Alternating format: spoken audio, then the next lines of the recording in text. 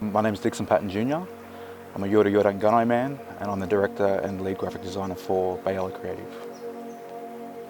Growing up, my mum lived in Gippsland. My mum's from Gippsland, Gunai country, and my dad was from Yorta Yorta country in northern Victoria.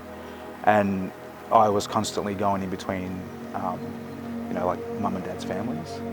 And so obviously a way to do that was, using V-line services. And I've got a nickname for my other grandmother that lives in Gippsland. We call her V-line Queen.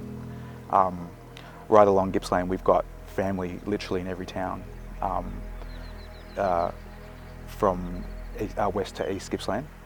And like my nan was always, stopping over in different towns and stuff. And every time we'd ring her up or something, or even when I'd go and stay with her, we'd be on the V-line train like almost daily, or every few days to go visit family in other towns. So yeah, it was a good way to kind of keep connected to mob. My nan, I spent a lot of time with her. She's always had that kind of respect for country and land and water. And that's just who she is. She doesn't do it to like teach a lesson. It's always been beautiful to me. So the vision for the artwork for V-line was really about connection to country and place and community. It was honouring the different communities and how they connect with each other from a historical point of view, pre-colonisation and then post.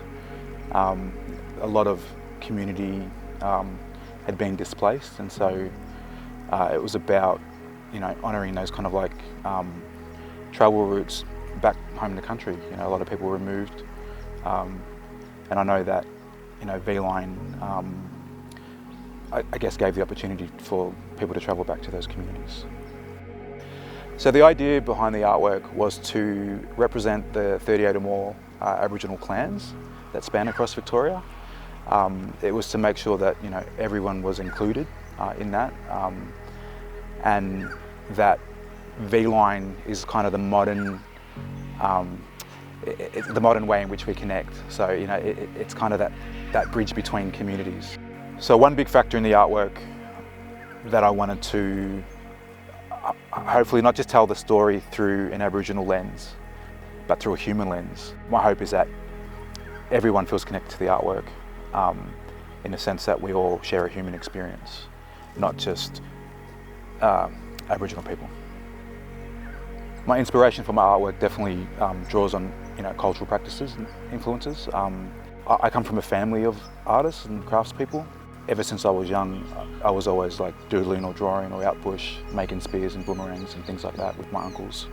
We'd sit around and by the campfire and just draw country. A lot of the work that I do is about, there's a lot of movement in it, and it kind of everything is energy. So it's just drawn on connection from place to people to land to river to trees. That really is kind of like the premise of what I draw about or paint about.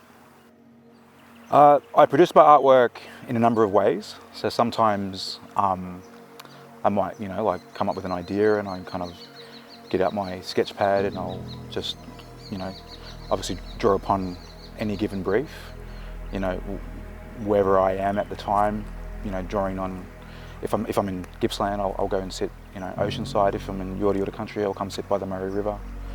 And I don't know, I've just got to kind of be in that flow, like I've got to connect with the brief obviously, but I've got to connect to myself. I think it's just a way to connect to culture and to yourself. Like a lot of our identity is expressed through art. Connection is really one of the core kind of values and principles for Aboriginal culture. It's the thing that gives us the foundation, for who we are.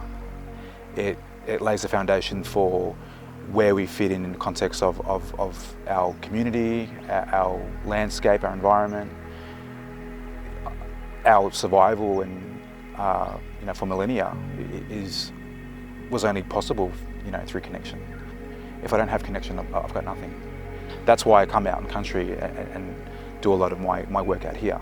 I feel my most authentic when I'm out on country. That's my country.